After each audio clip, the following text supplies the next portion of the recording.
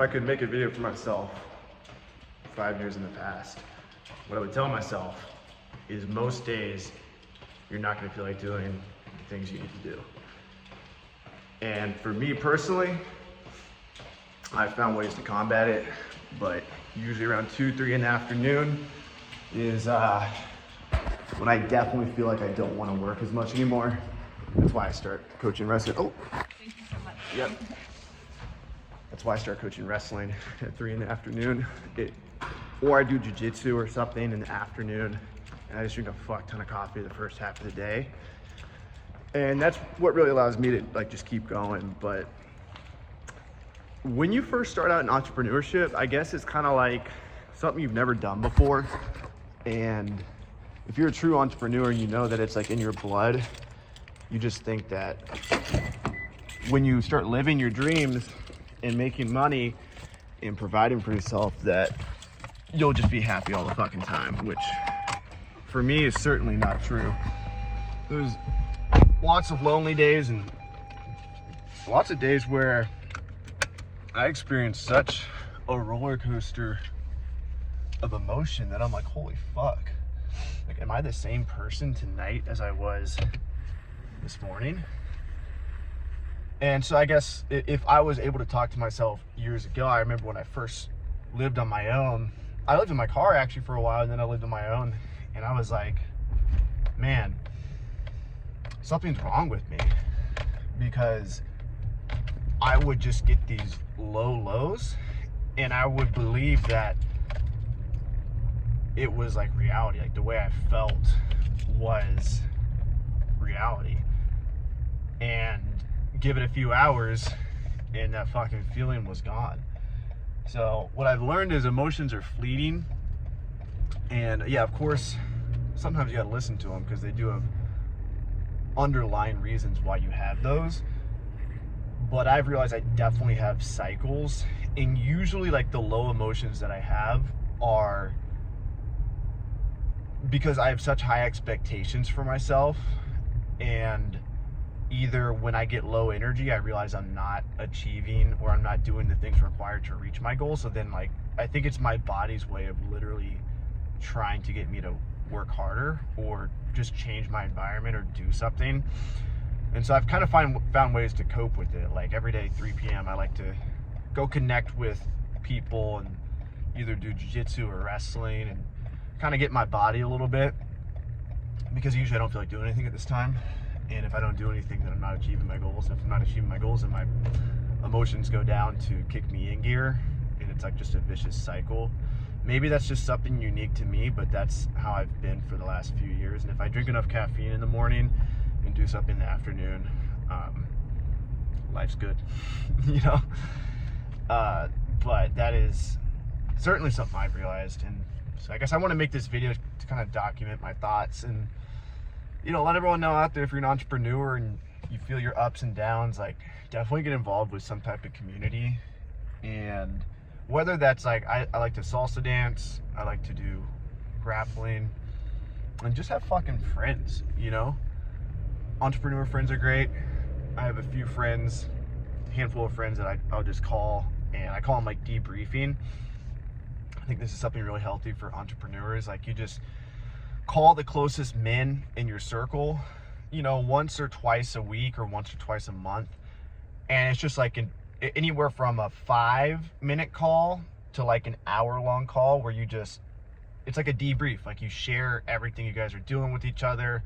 And I even do this like with my best friend who I coach wrestling with now. We do like really short calls, like 2 5-minute calls.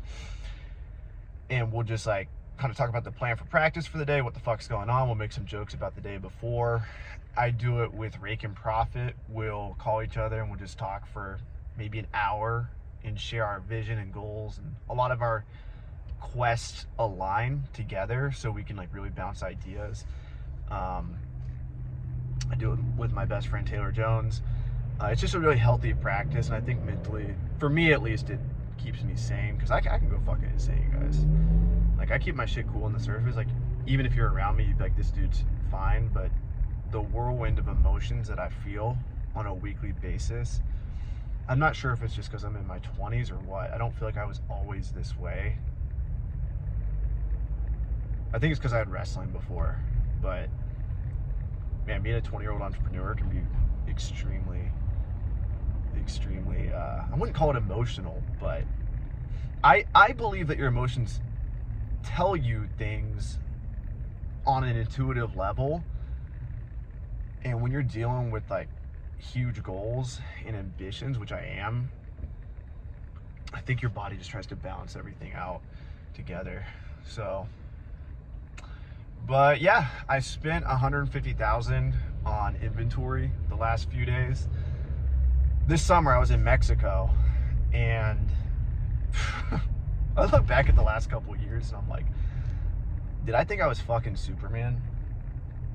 I flew to Colombia 18 months ago, if not more, maybe 20 months ago, because I knew my whole life was about to go to shit. Like, I knew RestrictedInventory.com, the business I'm still running today, I knew a lot of shit was about to happen to it. Like, I knew my Amazon accounts were about to get suspended 20 months ago, because I just knew everything was gonna, like, we can talk more in depth, like, in future videos, but basically I knew that the empire that I had built was about to collapse. So what did I do? I flew to fucking Colombia, and I started doing online arbitrage.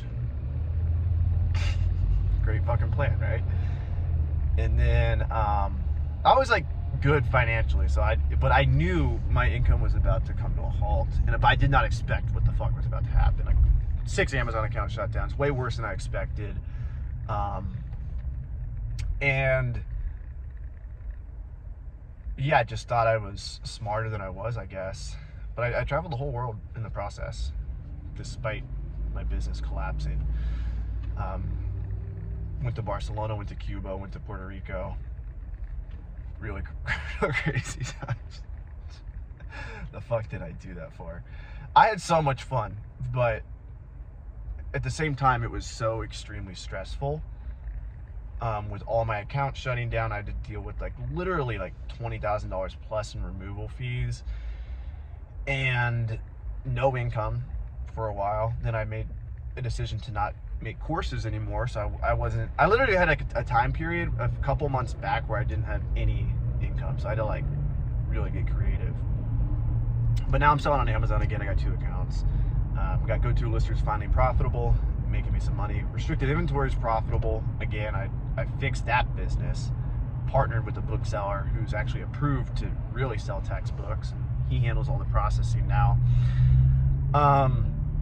And yeah, I brought up that I spent $150,000 on inventory, and I'm doing things a lot different now, like after all my accounts shut down. So when I was in Mexico City, I was thinking I might move to Mexico City and live here. Like, that was kind of my vision and my plan. And then I decided to come back home because I thought I was going to find a girl in Mexico, fall in love, and then my life would be super complicated. Not that it'd be the end of the world if that happened, but I didn't want to have like a family in Mexico and then have to come back here. I was like, let me just come to Nashville and find wifey here. I don't know if I'm gonna find a wifey or not, but if I do, I would rather be closer to my parents so my parents can like take care of the kids too. That's like 5-year vision, guys. Like, don't think I'm gonna have fucking kids in the next year or a wifey, or who fucking knows. Damn, where the fuck is this YouTube video going? I'll probably start traveling again, for real. Like, I'll probably start traveling again the next year. That was like one reason. Another reason was I really want to focus on GoToLister and build GoToLister. So I wanted to come home and focus. But really, right now, more than ever, I want to travel so fucking bad. I just want to catch a plane ticket to fucking like Latin America. It's like, I swear, it's like a genetic thing that only certain people have. Because I know some of you guys watch my content, you have no desire at all to travel, and I just don't understand it, because all I want to do is travel. And so yeah, I'm fighting that urge. I got a 12-month lease, so I'll be here for a while. But this summer in Mexico, I was doing like 25,000 profit months with wholesale before my account got shut down, and I've built my business back up, but I'm being really smart about it, and I've sold a lot of my wholesale inventory to other Amazon sellers. So a portion of my income is actually coming from selling to Amazon sellers, and then another portion of my income is coming from Amazon itself. And so yeah, I'm just being smarter. So that 150,000 spend, a lot of it's like really quick flips now. So a lot of it is like, I'm literally just selling this shit to other Amazon sellers, or I'm just facilitating the deal, you know, like connecting them with a supplier that I know is good. So that's kind of what I'm dealing with there, and a lot of Miami Sellers Conference planning. A lot goes into this event, so just making sure it's something special for the community. And then, yeah, wrestling every day, lifting weights. My goal to get up to 170 pounds before Miami Sellers Conference. I'll definitely hit that. If I keep hitting my eating goal, my calorie goal, I'll be at 170 pounds like in a month. I just need to be fucking consistent. So things are going good. I'm lifting hard as fuck. Coming out with some new cool book videos for you guys soon. We're doing a book selling boot camp on Saturday as well. So we have Devin.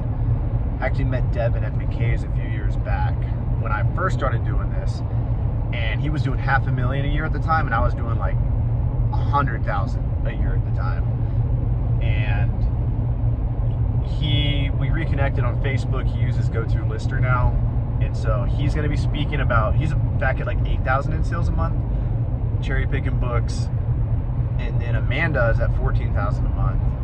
She's doing eBay to Amazon flips. So I'm going to have both of them come on and share strategies with you guys. So be sure to show up Saturday, 6 p.m. Eastern time. And yeah, we should be doing a lot more webinars soon. I realize webinars are really valuable for the community. They bring everyone together. And it's also just really good for GoToLister. It's like one of the number one things I can do to like grow the community, which is like essentially what I'm doing is like growing the book community and helping you guys make more money. And I'll probably be releasing more wholesale content as years go on, but I don't feel like a wholesale expert right now, but I do want to, you know, kind of share a little bit about my journey here and there. So about to go to wrestling practice. Got salsa dancing tonight. And life is good. Life is good, despite the weekly depressions I have. I'm not even joking. Like my emotions are crazy, and everyone around me says I'm so stoic. But it's and this isn't to like complain or anything. I'm just like, I think a lot of people feel the way I feel. Like, especially as a young entrepreneur. Like, I think emotions are just like signs. They're just like your body kind of like telling you things. And once you kind of understand what your body's trying to tell you or what your mind's trying to tell you, you can make smarter decisions. And I think I understand myself pretty good. So grateful, super excited for the holidays. Make sure you go home, tell your family you love them. If you go home with your family, if you like your family. If not, tell your friends you love them. I love my family and look forward to that. So much love. See you guys soon.